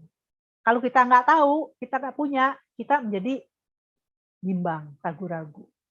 Atau yaitu pandangan-pandangan keliru yang tadi ya, yang disebabkan karena ajaran agama, karena dari sains. Jangan anggap bahwa kalau penelitian itu selalu valid loh. Banyak penelitian-penelitian yang sekarang itu sudah disusupi kepentingan-kepentingan tertentu. Jadi misalnya kalau Anda nggak percaya, coba aja dicek antara kopi yang decaffeinated sama yang caffeinated itu bisa berubah-berubah itu pendapatnya, tergantung sponsor penelitiannya siapa. Jadi kalau Anda baca hasil penelitiannya itu bisa kontradiktif gitu. Jadi even dalam sains sekalipun itu nggak jaminan bahwa orang menceritakan kebenaran. Karena banyak vested interest, kepentingan-kepentingan. Jadi mempunyai pandangan yang benar itu sangat penting. Jadi pandangan benar itu pandangan yang bebas dari tadi, kilesa tadi. Bebas dari keterikatan, bebas dari penolakan, bebas dari kesombongan, ya. Jadi tidak menyebabkan penderitaan bagi siapapun, apa adanya gitu. Sama seperti matahari. Matahari kan nggak dibilang kejam kalau dia membakar di gurun binatang-binatang sampai mati, kan nggak dibilang kejam. Karena apa adanya matahari ya memang sifatnya begitu. Gitu. Karena kalau nggak ada matahari juga kita nggak bisa hidup. Tapi kalau misalnya pas pagi hari kita merasa nyaman, kita senang ada matahari. Tapi kalau kita kepanasan, kita mengeluh. Padahal mataharinya ya tetap aja begitu. Ya, jadi realita itu sebetulnya tidak ada negatif maupun positif. Kita yang membuat itu menjadi negatif atau menjadi positif. Karena kita berkepentingan, tergantung kepentingan kita. Kalau kepentingan kita terdukung, kita senang. Kita bilang, oh, kita dapat berkah. Tapi kalau kepentingan kita terganggu, wah, saya lagi sial. Misalnya gitu ya. Padahal hal-hal itu ya kejadiannya sih sama-sama aja. Tinggal tergantung orang menyikapinya. Makanya kalau kita bisa memahami ini, mungkin dalam setiap kejadian dalam hidup kita, kita bisa lebih netral dalam merespon. Tidak emosional. Tidak dinodai oleh kilesa-kilesa ini. Oke, berikutnya. Nah, esensi dari eksistensi. Tadi kan ada ya kehausan akan keberadaan. Seperti kita kan pengen eksis gitu ya kalau apa-apa ya. Padahal eksistensi itu sendiri tidak pasti dan tidak independen. Karena tadi dikatakan banyak kondisi yang mempengaruhi. Paling tidak ada 3 kondisi untuk sesuatu itu bisa eksis katanya. 1, ada sebabnya. Sebab yang memungkinkan dia eksis. Yang kedua, ada kondisi perubahan. Iya kan? Sama seperti yang kita alami kan, bibit itu kan merupakan potensi yang ketiga ya. Jadi langsung ya, misalnya bibit pohon mangga, itu kan potensi. Nah, dia bisa jadi pohon mangga kalau ada penunjangnya kan. Ada tanah, ada air, ada matahari. Nah, itu kondisi sebabnya ya. Kemudian ada kondisi ketidakkekalannya ya. Dari bibit dia berubah, bertransformasi menjadi pohon. Pohon tadinya kecil, transformasi jadi besar. Daun-daunnya nanti dari cabangnya ada keluar transformasi bunganya. Dari bunga bertransformasi jadi buah. Nah, kalau itu memang prosesnya dimungkinkan ada, barulah nanti dari bibit mangga itu bisa jadi buah mangga yang kita nikmati. Ya, sama seperti keberadaan kita juga. Ya kan? Dari sperma dengan ovum, ada kondisinya, kemudian ada perubahannya, ada potensinya yang disebut potensi. Kalau dari biji mangga, itu cuma bisa jadi pohon mangga. Kalau dari biji durian, bisanya jadi pohon durian. Nah, itu potensi berkembang sesuai dengan potensinya.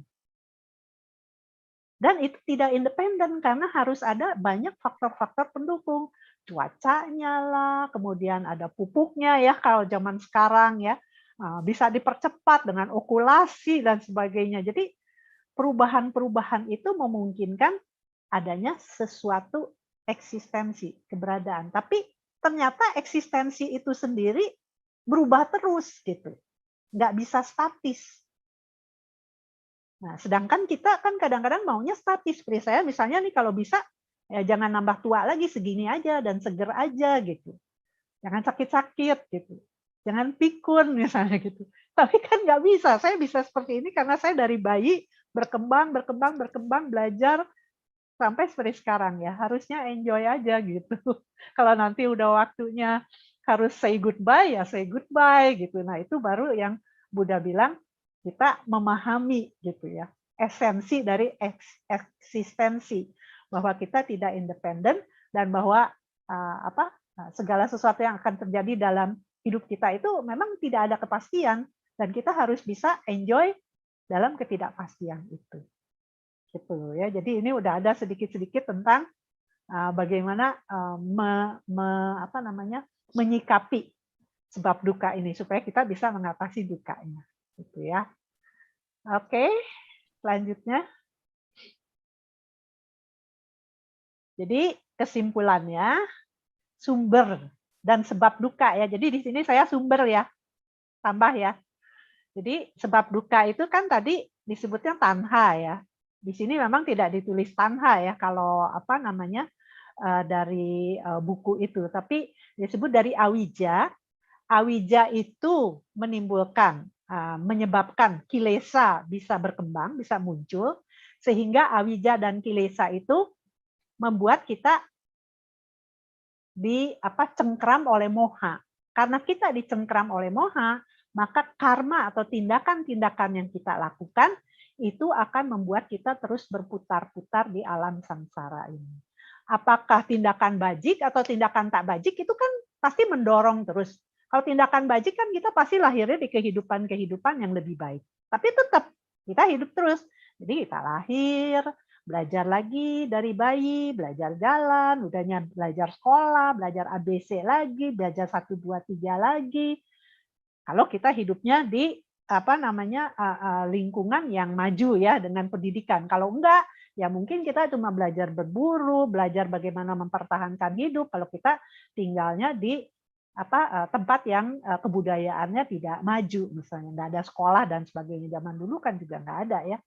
Nah, jadi itulah yang akan membuat kita terus-menerus berada di lingkaran 31 alam kehidupan ini. Gitu. Ya, jadi sumber dan sebab duka kalau menurut buku itu urutannya seperti itu. Sumbernya awija,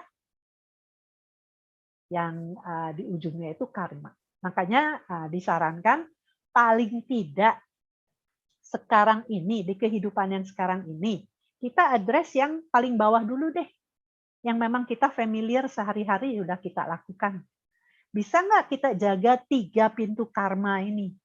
Pikiran kita, ucapan kita, tindakan kita, ya, yang kita lakukan melalui tangan, kaki, dan sebagainya, itu yang sesedikit mungkin menyebabkan atau menghasilkan benih-benih ketidakbajikan.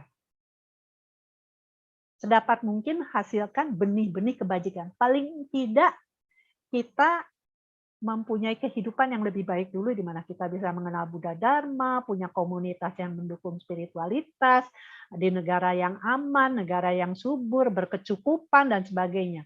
Karena kalau di negara yang penuh konflik, peperangan, nggak bakal kita mikirin yang begini-begini. Kita cuma mikirnya bagaimana bisa survive. Apapun lakukan supaya survive. Ya seperti zaman waktu primitif dulu ya. Orang bisa belajar sesuatu yang lebih tinggi secara spiritualitas itu kalau kebutuhan dasarnya itu sudah terpenuhi, sandang, pangan, papan, keamanan. Kalau itu belum ada, nggak bisa kita bicara yang lebih. Jadi kita beruntung, ya kan? Selama ini kita betul-betul bisa mendapat akses ya, belajar supaya kita punya pemahaman yang benar gitu. Oke? Nah, kesimpulannya, jadi ini kan sudah sebab sumber dan sebabnya. Slide berikutnya. Jadi kesemua itu ya menyebabkan hidup kita duka karena kita jadi dipengaruhi 3 polaritas ini, yang dualisme ini. Kepuasan, tidak puasan. Kita maunya kepuasan, ketidakpuasan kita nggak mau.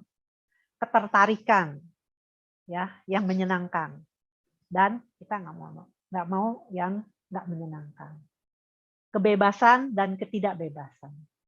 Kebebasan di sini, ya kan? Kalau ini misalnya bebas dari penindasan, kita tidak dijajah. Kalau kita dijajah, memang bisa kita punya kesempatan untuk berlatih cinta kasih ya, melatih compassion. Pasti yang muncul itu kebencian, ya kekerasan dan sebagainya. Kemudian kalau yang sekarang misalnya dalam kehidupan ini kebebasan finansial, secara ekonomi. Kalau kita nggak bebas masih mikirin ini bagaimana mengisi perut, pasti nggak akan kita punya waktu untuk hal lain. Makanya negara-negara yang bisa maju di seni dan sebagainya itu kalau secara kebutuhan dasar sudah terpenuhi. Kalau tidak pasti kerjanya cuma perang aja, berebut lahan lah, berebut saling memperbudak yang lain dan sebagainya. Jadi akan selalu ada. Jadi sekarang ini kita bebas, tapi apakah kita akan bebas terus? Ya seperti kita tahu ada banyak negara yang tadinya aman-aman aja tahu-tahu jadi kacau balau. Siapa bisa jamin kita juga tidak mengalami itu? Kita tidak pernah tahu. Iya kan? Tapi sekarang ini kan kita merasa kita oke-oke saja gitu. Karena kita merasa semuanya fine ya, semuanya nggak ada masalah. Tapi dengan COVID-1 aja kita kan tahu ya berapa miliar orang itu bisa bermasalah gara-gara yang yang disebut virus gitu. Jadi rapuh sekali kehidupan ini. Yang orang dengan teknologi setinggi apapun ternyata kan tak berdaya. Negara-negara maju tak berdaya, apalagi negara-negara yang teknologinya masih rendah, paling menderita. Jadi ini semacam wake up call ya, pandemi ini ya. Ini yang Buddha katakan, bahwa hidup itu sangat rapuh. Kita tidak pernah tahu apa yang akan terjadi. Siapa yang meramalkan bahwa dunia bisa disandera oleh satu virus yang kecil, jungkir balik semua. Ini kan kenyataan. Ya, bagaimana kita menyikapinya supaya tidak menambah buruk situasi. Gitu. Ya, jadi mungkin ini kesimpulan dari apa yang tadi kita bicarakan. Jadi baik awija, kemudian racun mental, kemudian moha, menimbulkan karma. Nah, ini yang hasilnya nih. Di kehidupan kita tuh selalu ada kepuasan, ketidakpuasan. Kita mau yang ini, kita nggak mau yang itu. Kita bebas atau kita bebas dalam mengambil keputusan, bebas dalam memilih, atau kita tidak punya kebebasan. Semua udah terpaksa aja kita lakukan. Sama seperti pilih jurusan. Kita pengen kalau diterima sana sini kan kita bebas memilih mau jurusan mana. Tapi kalau cuma satu-satunya diterima pada saat kita mau kuliah misalnya, ya udah nggak ada pilihan, nggak bebas lagi kita gitu. Nah, sebaiknya katanya kalau memang bisa ya kita bukalah lebih banyak alternatif dalam hidup kita. Opportunity itu jangan disempitkan tapi diperluas supaya kita punya kesempatan untuk memilih mana yang terbaik. Jadi jangan memposisikan diri supaya jadi tersudut, nggak ada pilihan, cuma bisanya melawan atau lari misalnya gitu ya kalau yang dalam survival mode gitu. Jadi kalau bisa kita hidup itu jangan dalam survival mode gitu. Tapi dalam dunia yang lebih beradab lah, di mana banyak opsi-opsi untuk kita bisa melakukan hal-hal yang baik, yang positif. Ya, oke. Sebelum kita tutup, saya ingin minta pendapat Anda nih. Setelah mendengarkan ini semua, kira-kira menurut Anda, kenapa sih kita perlu memahami sumber duka? Kita dari tadi kan bicara tentang sumber duka nih. Kenapa sih kita mesti belajar sampai segitunya gitu? Sampai rumit amat sih sepertinya gitu. Ini menurut pendapat Anda ya. Yuk, silahkan. Diketik ya, ditulis.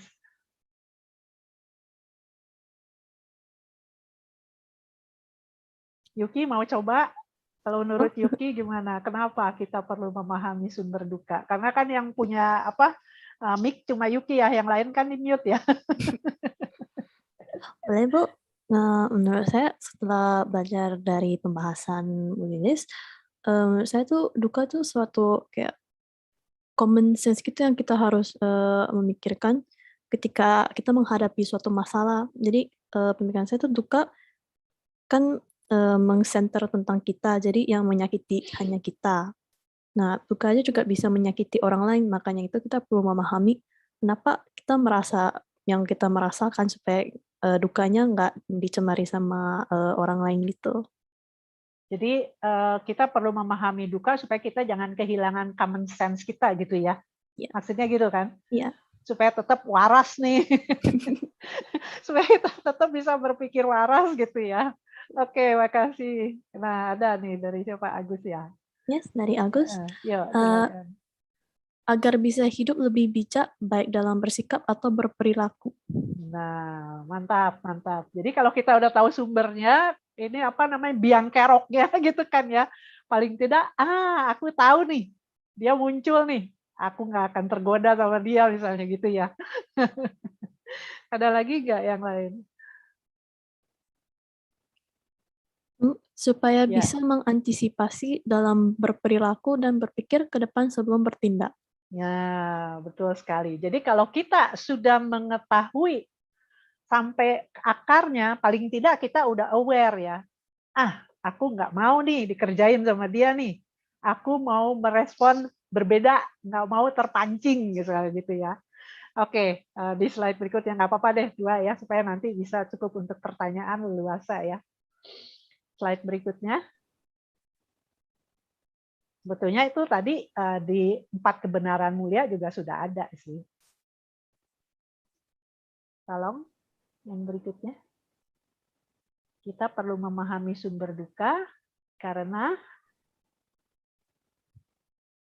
Mohon maaf, operator kita sedang bermasalah. oh Mohon gitu. ditunggu ya.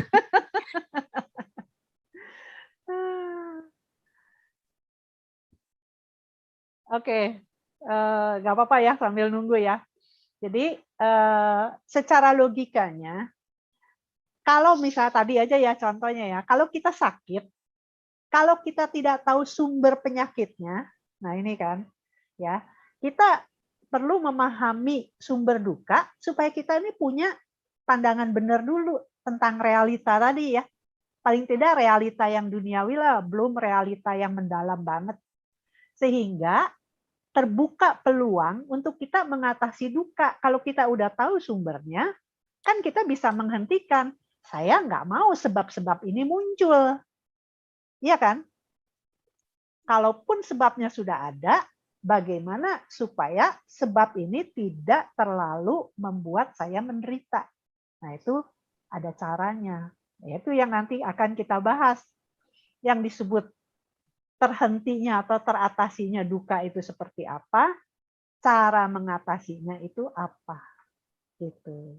Ya, jadi ini bagus sekali kita bikin dalam bentuk rangkaian dan waktunya panjang supaya kita punya waktu untuk betul-betul mendalami gitu dengan kemampuan yang kita ada sekarang ya. Karena kalau dari pengalaman saya belajar dari kita membahas ini setiap kali nanti kalau misalnya kita ulang lagi membahas, kita pasti punya sesuatu yang baru, pemahaman baru. Karena kitanya juga berproses. Jadi memang belajar apa-apa tuh nggak bisa cuma sekali. Apalagi kalau sampai terburu-buru, semuanya mau dipadatkan. Nggak bisa. Semua itu perlu proses. Dan proses itu membutuhkan apa? Membutuhkan waktu. Membutuhkan usaha. Iya kan? Usaha untuk kita memahami. Gitu. Ya. Nah, jadi memang kita perlu memahami sumbernya supaya kita tahu apa yang harus kita lakukan. Jadi what, why itu muncul, baru how, iya kan? Ini philosophical question katanya. Jadi dalam keseharian juga kita harus tahu dulu realitanya seperti apa.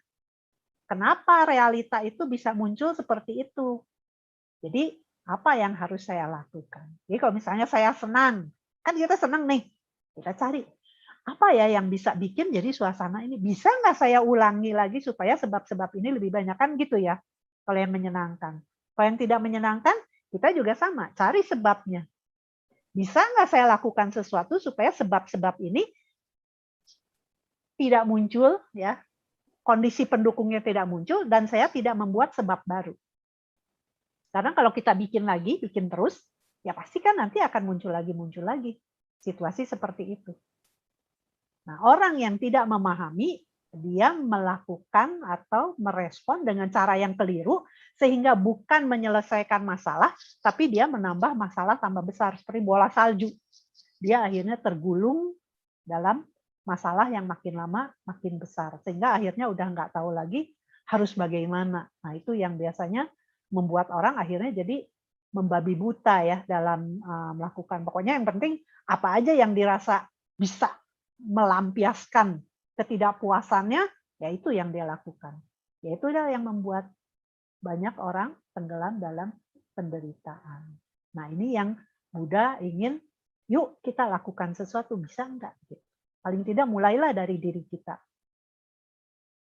Jangan semuanya nggak bisa berenang, semuanya ada di tengah sungai, paling nggak adalah yang bisa menepi dulu, ke pinggir gitu, menenangkan diri, baru nanti bisa tolong yang lain. Gitu ya. Oke, di slide terakhir saya ada cantumkan bukunya. Jadi memang happy life itu dimulai dari happy mind ya. Karena kita ini adalah spiritual beings in human forms. Kita ini adalah makhluk spiritual dalam bentuk manusia sekarang. Sangat beruntung. Nah, referensi yang saya pakai ini merupakan seri pertama dari 6 buku yang merupakan dasar filsafat Buddhis yang dikarang oleh Geshe Tashi Sering. Jadi kalau yang berminat silahkan cari bukunya, boleh baca sendiri. Cuma saya memang belum menjumpai terjemahannya dalam bahasa Indonesia. Ya, itu yang bisa saya sampaikan. Mudah-mudahan bermanfaat. Terima kasih. Saya kembalikan ke moderator. Ya. Terima kasih kepada Ibu Lilis atas materi yang telah disampaikan. Sekarang kita memasuki sesi tanya-jawab. Bagi para peserta yang ingin bertanya, dapat menuliskan pertanyaannya di kolom chat YouTube, dan bagi para peserta yang hadir di Zoom dan ingin bertanya kepada Ibu Lilis, boleh mengajukan pertanyaan dengan menuliskan pertanyaan di kolom chat atau menggunakan fitur raise hand. Sebelumnya, ada hal yang menarik yang saya ingin menanyakan lebih lanjut pada Ibu Lilis. Silahkan. Nah, ini berharap juga bisa membuka pemikiran para peserta yang Iya, hadir iya. di sini untuk bertanya dari materi yang masih belum dipahami. Nah, yang dari saya, Bu, menurut menurut Bu Lilis, kalau duka itu merupakan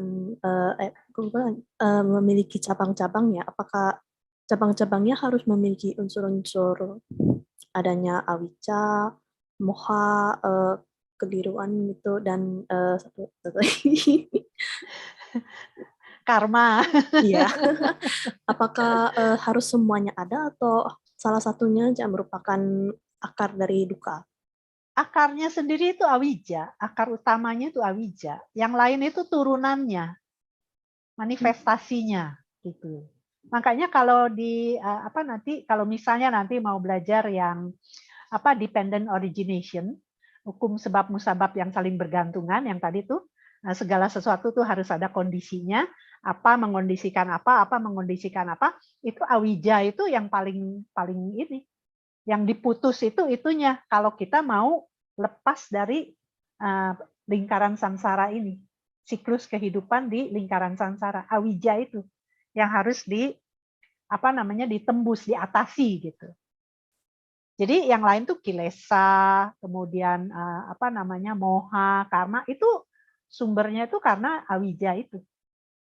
Ketidaktahuan akan realita. Jadi kan tadi ya, kita salah melihat realita.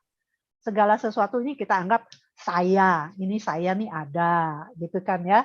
Hidup ini seperti ini, hidup ini menyenangkan gitu. Bahwa orang itu boleh menyakiti orang lain. Itu kan pandangan-pandangan yang keliru semua. Kenapa kita mesti berpikir begitu? Kita tidak suka disakiti, tapi kok kita ingin menyakiti orang lain? Betul nggak? Iya kan? Jadi kalau yang sudah mengerti, dia tidak akan melakukan hal-hal yang tak bajik karena dia tahu itu akan satu saat nanti dia harus bayar lah seakan-akan gitu. Apapun yang dia lakukan tuh ada akibatnya gitu. Kalau udah tahu begitu kan nggak berani macam-macam kan kita, betul nggak? Karena kan kita tidak mau mengalami ketidaknyamanan. Kalau kita sudah tahu perbuatan tak bajik itu akan suatu saat nanti kita harus bayar, ya dari sekarang kan kita mulai berusaha untuk tidak melakukan hal-hal yang akan membuat kita nanti menderita. Kan gitu. Tapi kenapa masih banyak orang melakukan itu? Ya karena itu tadi. Ada moha, ada kilesa, dan ada karma-karma masa lampau. Nah, gimana mau memutusnya? Salah satu caranya yaitu banyak melakukan kebajikan. Karena segala sesuatu itu diawali dengan kebajikan. Kalau tidak ada kebajikan, kita tidak akan bisa berkumpul membahas ini. Semua itu perlu kebajikan. Karena mungkin ada orang yang tadinya nggak niat hadir, atau hadir. Ada yang sudah niat hadir, taunya ada alangan. Gitu. Sering nggak kita mengalami seperti itu? Itu berarti memang nggak ada jodoh gitu. Tapi kalau ada jodoh, tadinya nggak tahu, mendadak ada yang kasih tahu dan terus bisa lagi waktunya ada misalnya gitu. Ya, itu bisa Anda tes dalam kehidupan sehari-hari. Jadi kalau everything goes your way, segala sesuatu itu berjalan sesuai dengan harapan Anda, berarti karma bajik Anda itu banyak sekali. Matang bersamaan sehingga kondisi-kondisi pendukung yang Anda harapkan muncul. Sehingga Anda dapat sesuatu yang betul-betul sesuai dengan harapan Anda. Tapi kalau segala sesuatu yang kita lakukan tuh banyak alangan, bikin kesel terus, mungkin kita mesti stop sebentar. Apakah yang selama ini saya lakukan itu banyak menimbulkan sebab-sebab sehingga saya mengalami hal yang rumit seperti ini? Iya kan?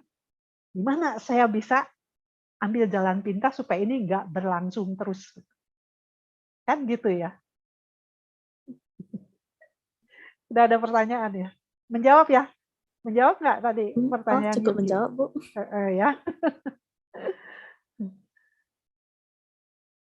Sepertinya masih belum, tapi sambil menunggu, saya ingin lebih mendalami lagi pembahasan kami tadi. Jadi kalau kan ada beberapa yang bisa dibilang motivational quotes gitu, ada yang bilang kalau Oh, jangan pantang menyerah gitu. Iya. Nah, kalau menurut Ibu tuh, apakah itu bisa dikatain duka kalau kita sampai memaksa diri sampai kita nggak tahan lagi gitu? Apakah dalam proses kita memulai aksinya ini sampai berakhir itu juga proses duka atau salah satu dari akarnya saja? Pantang menyerah itu beda dengan ngotot ya. Kalau pantang menyerah itu artinya gagal, kita mau bangkit lagi. Tapi belum tentu kita melakukan hal yang sama. Pantang menyerah itu berarti kita tetap berusaha. Cuma kita kan menganalisa. Kalau yang ngotot kan udah dikasih tahu juga tetap aja maunya begitu. Kan beda ya.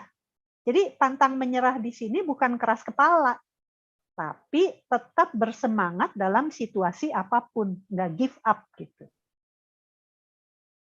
Jadi memang itu yang harus kita punya. Karena kalau kita menerima atau mengakui ya keberadaan hukum sebab dan akibat, hukum kausalitas, segala sesuatu itu ada sebabnya, berarti kita harus menerima kondisi yang sekarang kita alami karena ini adalah akibat. Sebabnya itu udah kita bikin di masa lampau. Betul nggak?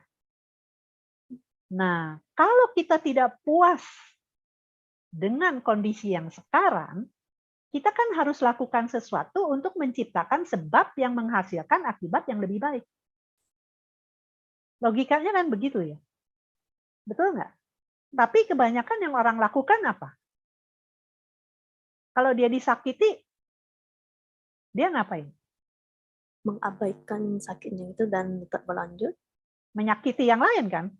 Kita dipukul, kita pukul balas kan? Nggak mungkin kan kita bilang, ya udah deh, ini mungkin dulu saya pernah pukul orang, sekarang saya dipukul, ya udah, saya terima nih karma buruk yang matang sekarang. Nggak enak kan dipukul? Selanjutnya saya akan berusaha tidak memukul siapapun. Tekadnya mestinya tuh ke sana kalau yang udah ngerti gitu. Bukannya, dia mukul aku ya kurang ajar. Aku mesti pukul balik dia lebih keras. Kan seringnya orang terpancing begitu kan. Dihina orang, aku bisa hina dia lebih berat lagi misalnya gitu. Jadi kita ini terpancing untuk merespon dengan cara yang sama. Padahal kalau kita ingin memutus hal-hal yang tidak menyenangkan, kita jangan merespon dengan cara yang sama. Ya, seperti tadi. Jangan lakukan hal-hal yang tidak menyenangkan, yang kamu tidak ingin orang lakukan terhadapmu, tapi kamu lakukan terhadap orang lain. Gitu. Jangan lakukan itu. Perlakukanlah orang lain sebagaimana kamu ingin diperlakukan. Iya kan? Misalnya kamu ingin dibantu, kamu ingin dihormati, kamu ingin dihargai, misalnya. Kamu ingin dicintai, disayangi. Ya, lakukan itu terhadap orang lain. Baru nanti kita mendapat hasilnya karena kita menciptakan sebabnya. Gitu. Makanya kan kalau dalam ajaran Buddha yang paling gampang, kalau Anda ingin tahu di kehidupan yang lampau apa yang sudah Anda lakukan, periksa aja sekarang kehidupan Anda. Kalau sekarang Anda serba berkecukupan secara materi, itu berarti di kehidupan yang lampau Anda sudah lebih banyak banyak berdana materi kan. Logikanya kan gitu. Kalau sekarang Anda punya badan yang sehat, berarti dulu Anda sering membantu orang-orang yang sakit, mengobati, atau Anda tidak pernah menyakiti makhluk-makhluk, atau tidak pernah membunuh, ya disebutnya kan begitu ya. Sehingga sekarang kita punya badan yang sehat, umur yang panjang. Itu logika simpelnya, padahal urusan karma itu nggak sesederhana itu. Tapi logikanya lah. Kalau kita sering menyakiti orang, ya sekarang kita pasti akan sering tersakiti. Kan begitu. Iya kan? Nah, kita mau terus ada di situasi itu atau kita ingin keluar. Kalau kita ingin keluar, ya berarti kita kan harus beda meresponnya kalau kita menghadapi hal-hal yang menyakiti diri kita. Ini bahan renungan ya. Karena nggak gampang ini untuk bisa betul-betul nangkep. Kita dalam keseharian seringnya merespon secara spontan aja. Mirroring ya, seperti apa? Cermin. Orang memperlakukan itu, kita perlakukan hal yang sama. Tapi kalau untuk kebaikan kadang-kadang susah. Orang berlaku baik pada kita, kita nggak otomatis baik terhadap orang lain. Kalau yang negatif itu yang biasanya lebih cepat gitu.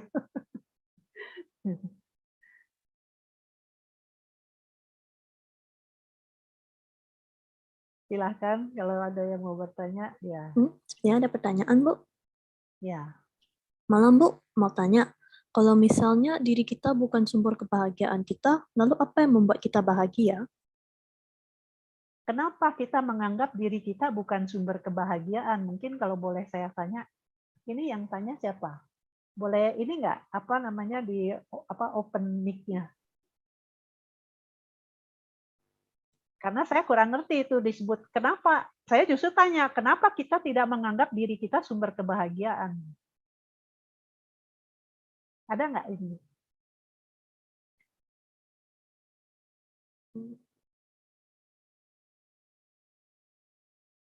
Sepertinya belum ada, Bu, tapi jika saya boleh menginformasi lagi, Ya. kemungkinan maksud yang dari pertanyaan ini, maksud dari beliau itu, kalau menurut dia itu, saya banyak membuat kesalahan gitu, saya nggak percaya diri. Nah, kalau saya bukan sumber kebahagiaan untuk diri saya, nggak lalu apa yang membuat saya bahagia gitu. Mungkin maksudnya gitu. Justru kalau dari ajaran Buddha, kita itu bahagia itu justru jangan mengandalkan karena ada sebab dari luar. Tapi kita itu harus mengondisikan batin yang bahagia mencari hal-hal positif yang ada dalam diri kita. Biasanya dengan mengembangkan rasa syukur. Syukur saya punya badan yang sehat. Syukur saya punya pikiran yang jernih yang bisa dipakai untuk belajar. Bersyukur saya punya keluarga. Bersyukur saya masih bisa hidup. Bersyukur saya makan normal-normal aja. Nggak usah mesti pakai infus. Bersyukur saya nafas nggak usah pakai oksigen. Itu kan sebetulnya sumber kebahagiaan semua. Karena bahagia itu kondisi batin. Jadi tergantung kita mau tidak bersikap positif terhadap apa yang terjadi di sekitar kita. Jadi jangan melihat kurangnya, tapi kita cari yang lebihnya. Jadi jangan kebahagiaan itu diukur dengan materi. Gitu. Saya bahagia kalau saya punya uang banyak, saya bahagia kalau saya udah lulus sekolah misalnya. Nah, terus kalau belum lulus, kenapa nggak bisa bahagia? Bisa juga bahagia. Yang gampang aja, saya bisa makan, enak, bisa merasa kenyang, bisa merasa nyaman, bisa beraktivitas. Itu kan bisa sumber kebahagiaan. Memikirkan kepentingan orang lain, itu katanya salah satu sumber kebahagiaan. Jadi kalau di diri sendiri masih belum ketemu, bahagiakanlah orang lain. Itu kalau Dalai Lama itu menyarankannya begitu. Cobalah lakukan kebajikan. Karena kebajikan itu kan nggak selalu mesti pakai uang kan. Jadi katakanlah kita nggak bahagia karena kita nggak punya apa-apa, misalnya ya, nggak berlebihan mau dana, gimana mau dana, saya aja masih belum cukup, misalnya gitu ya. Kan kita bisa dana senyum kalau ketemu orang, membuat orang yang barangkali lagi gundah, muram, melihat kita senyum jadi balas senyum. Jadi katanya ada aktivitas-aktivitas fisik yang membuat tubuh kita dari tubuh kita itu yang bisa membuat batin kita menjadi lebih senang. Jadi kalau misalnya kita lagi kesel, kan biasanya kita kalau kesel murung begini. Cobalah kita berolahraga yang membuat hati kita jadi terbuka. Itu kalau dicari di YouTube, itu banyak tuh gerakan-gerakan yang bisa membuat Anda merasa feel better. Feel better about yourself. merasa nyaman dengan diri Anda sendiri. Gitu. Karena kita bisa lahir sebagai manusia aja udah merupakan satu keberuntungan yang perlu kita syukuri kan. Apalagi kita bisa kenal Buddha Dharma, kita bisa punya akses ke internet, jadi bisa ikut ini. Itu nggak banyak kan orang yang bisa begitu kalau dari 7 miliar manusia. Masa sih kita nggak merasa bahagia dengan kondisi-kondisi yang baik misalnya gitu. Jadi konsep kebahagiaannya itu sendiri yang mungkin mesti didefinisikan lagi. Itu kadang-kadang kan kalau ada tuh buku self help ya yang belajar sendiri 50 kegiatan yang bisa membuat Anda bahagia. Kan suka ada ya buku-buku. Cobalah baca buku dari situ. Dan dicoba dilakukan. Sarannya dilakukan. Things that make you happy ya, that can make you happy. Itu biasanya ada tuh. Nah, ini ada nggak di ininya? Nanti kalau nggak saya carikan, nanti saya forward. Karena apa? Kita memang harus mulai dulu.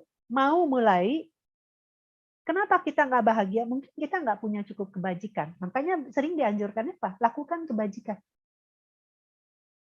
Berbuat kebajikan. Kebajikan-kebajikan yang kecil. Misalnya apa? Di jalan ada batu yang mungkin bisa membuat orang tersandung. Kita singkirkan. Misalnya gitu ya. Ada orang mau menyeberang, kayaknya bingung. Kita bantu. Ada orang bawa barang banyak, misalnya. Mungkin bisa kita ringankan sedikit. Hal-hal kecil aja. Mulai dari situ. Nanti kita bisa menemukan sumber kebahagiaan. Nanti ujungnya itu kebahagiaan itu memang harus datang dari diri kita sendiri. Karena kebahagiaan itu mestinya nggak usah pakai syarat macam-macam. Just feel happy. Cobalah untuk berbahagia. Pikirkanlah hal-hal yang senang yang pernah Anda alami dulu. Ingat itu. Nah, itu yang mungkin sebagai starting point-nya ya, poin awalnya. Supaya Anda merasa bersemangat, mau melakukan sesuatu yang bisa menambah kebahagiaan Anda. Mudah-mudahan menjawab ya. Oke, untuk pertanyaan selanjutnya. Satu lagi. Kalau tadi yang membuat bahagia, carilah orang-orang yang bahagia. Berdekatan dengan orang bahagia supaya vibrasi bahagianya nular ke kita. Cari teman yang ceria, orang-orang yang banyak ketawa gitu ya. Itu tambahannya. Pertanyaan selanjutnya, bagaimana cara menembus awicca atau yang dimaksud dengan ketidaktahuan? Apakah dengan belajar saja cukup? Tapi saat mempelajari sesuatu, kadang kita membawa perspektif sendiri yang menyebabkan pandangan kita menjadi kurang tepat. Menurut Ibu, bagaimana untuk mengatasi hal ini? Oke.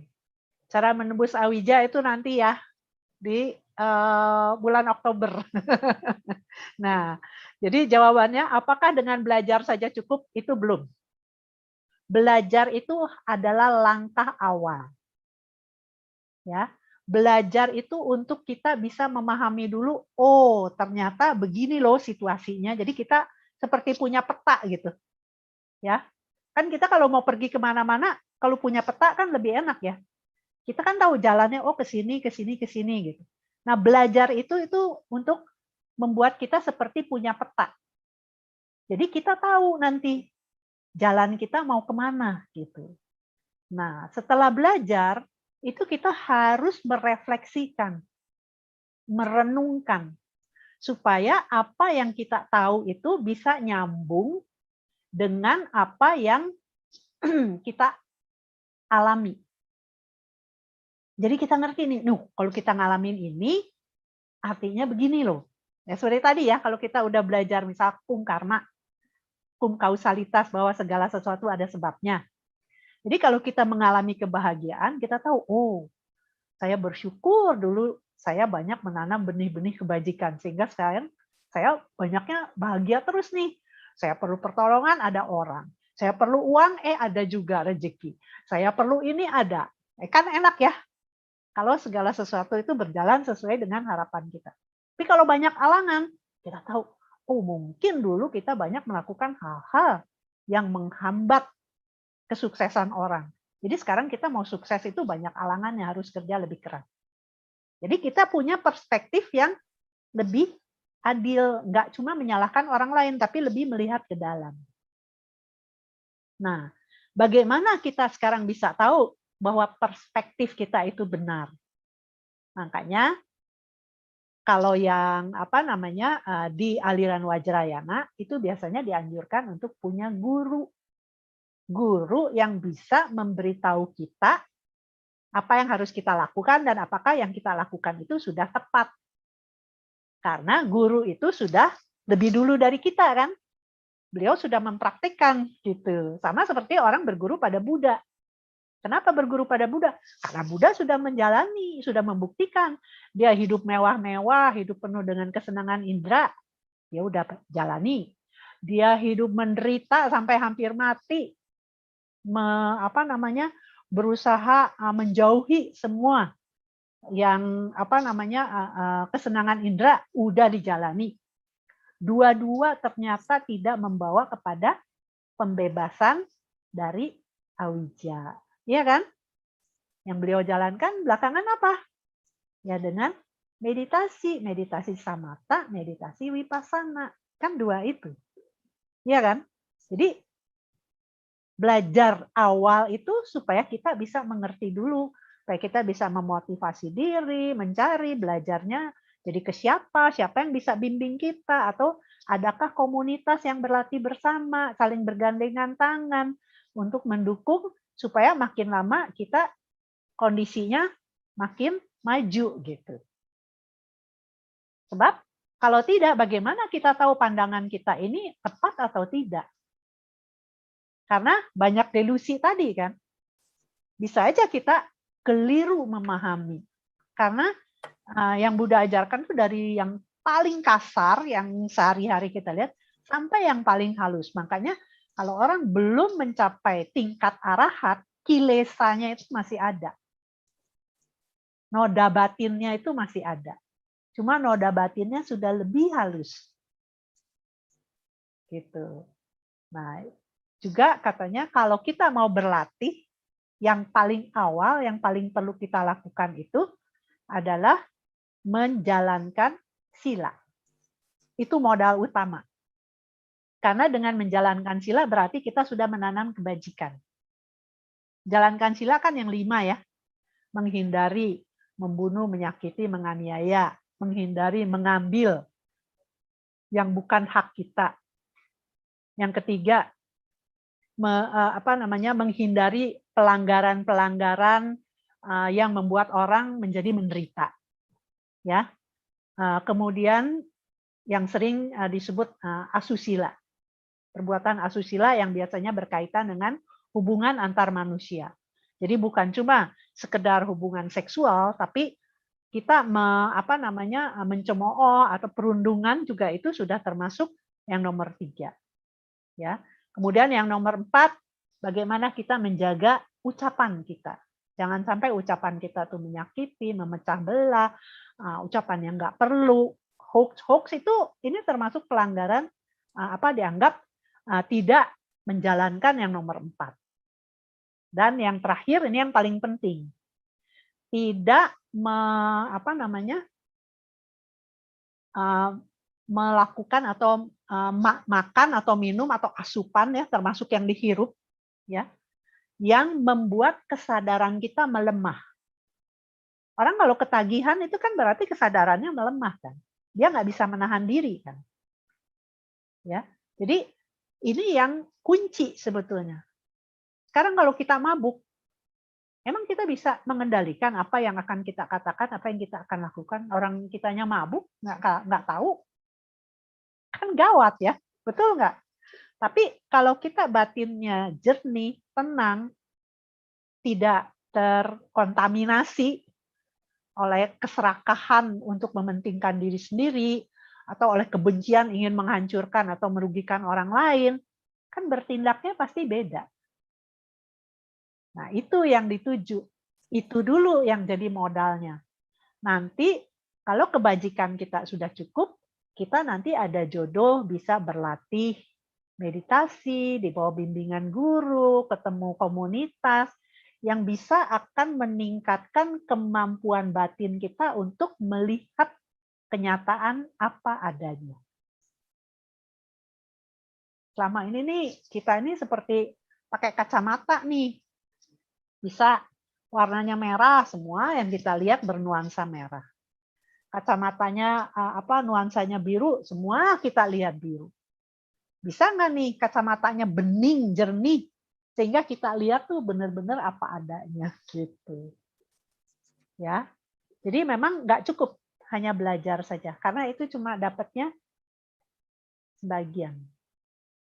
Jadi awija itu nggak bisa tembus dengan baca kitab suci, nggak cukup. Harus dengan meditasi. Ya, batinnya tuh harus betul-betul tenang. Kecuali mungkin kalau orang yang udah dari kehidupan lampaunya itu memang sudah praktik-praktik besar, sehingga sekarang itu udah punya karma bajik yang luar biasa, belajar sedikit aja, oh ini loh kuncinya yang selama ini nyangkut saya misalnya gitu ya. Langsung mungkin bisa. Sama seperti itu, 5 petapa itu kan, berapa kali dengar khotbah Buddha langsung pada jadi arahat gitu kan. Kalau kita yang selama ini masih banyak noda batinnya ya nggak semudah itu, tapi paling tidak kan sekarang kita kalau sudah lebih mengerti, kita bisa menata ya kehidupan kita, supaya paling tidak kita mengamankan jangan nanti lahir kembali di alam rendah. Itu. Karena kalau udah lahir di alam rendah, kesempatan untuk kita kembali lahir sebagai manusia atau di alam-alam yang lebih baik itu lebih berat lagi. Yang kedua, kalau bisa waktu yang ada, yang sekarang kita punya ini dimanfaatkan seoptimal mungkin, sebanyak mungkin kita menanam kebajikan, kemudian kita menambah pemahaman kita, latihan kita, supaya praktik-praktik besar ini nanti bisa menjadi modal untuk kelahiran yang lebih baik untuk melanjutkan spiritualitas kita yang sudah kita tanam dari sekarang, latihan-latihan kita. Makanya kenapa ada orang yang begitu lahir aja udah senangnya meditasi. Ya karena di kehidupan lampaunya dia sudah berlatih itu gitu. Udah tenang gitu ya. Bawaannya tuh tenang, bawaannya tuh damai gitu. Kenapa bisa begitu? Sedangkan ada orang yang lahir kayaknya agresif gitu. Karena kalau dia di kehidupan lampaunya lebih banyak melampiaskan keinginan-keinginan dengan cara-cara yang kasar, dengan cara-cara yang tidak beradab gitu, ya kebawa terus lah. Jadi kita bersyukur kalau sekarang kita paling tidak udah ada dalam kondisi yang advantage ya, ada peluang untuk menjadi lebih baik gitu, ya. Tapi belajar is a start ya. Kita memang harus terus belajar. Belajar dan praktik. Makanya tadi kan ada dengan mempraktikkan. Jadi ajaran Buddha itu yang penting itu praktiknya. Jadi apa yang udah kita pelajari ini coba kita terapkan dalam kehidupan sehari-hari. Kita praktikkan langsung gitu. Pemahaman kita ini diterapkan dalam lifestyle kita, gaya hidup kita. Itu ya. Baik, karena keterbatasan waktu, pertanyaan yang sebelumnya akan menjadi pertanyaan terakhir. Nah, terima kasih Bu. Terima kasih Ibu sudah menjawab pertanyaan dari para peserta. Nggak apa-apa, kalau masih ada kan nanti bulan depan kan masih bisa nyambung karena kita pasti akan membahas di seputar itu. Pasti saya akan refresh 2 pertemuan kita, baru kita lanjut ke yang ketiga gitu ya. Jadi jangan khawatir. Terima kasih juga atas antusias para peserta dalam mengikuti Truth of Dhamma hari ini. Saya akan membacakan kesimpulan dari topik hari ini, yaitu, mohon maaf sepertinya ada error dengan device saya. Duka adalah rasa di mana kita merasa senang, hanya dalam waktu untuk yang sebentar. Dalam arti lain, bahwa derita adalah yang kita rasakan. Karakteristik duka dibagi menjadi 3, yaitu intrinsik, di mana kita menolak tahu bahwa kita mengalami derita, perubahan di mana itu juga derita, karena kita tidak bisa menguasainya, dan kondisi di mana derita berada di dalamnya. Maka dari itu, duka bisa datang dari mana saja, terutama dari dalam diri kita sendiri. Ada alasan di mana awicca itu duka. Jika kita cuek dan tidak peduli terhadap kenyataan, hal itu dapat membuat delusi dan akan membuat kesalahan-kesalahan kita terulang. Seperti contoh amarah, karena hal sepele, cemburu keberlebihan, dan lain-lain yang menyebabkan duka. Kesalahan itu akan terus terulang sampai kita mengerti tentang kesalahan-kesalahan dan memahami duka. Terima kasih Ibu Lilis atas materi dan jawaban yang telah disampaikan. Sekarang, Sama-sama, mudah-mudahan bermanfaat. Namo Sang Hyang Adi Budaya, Namo Buddhaya. Namo Buddhaya Bu. Sekarang kita akan membacakan pelimpahan jasa yang akan dipimpin oleh saya. Marilah kita semua beranjak.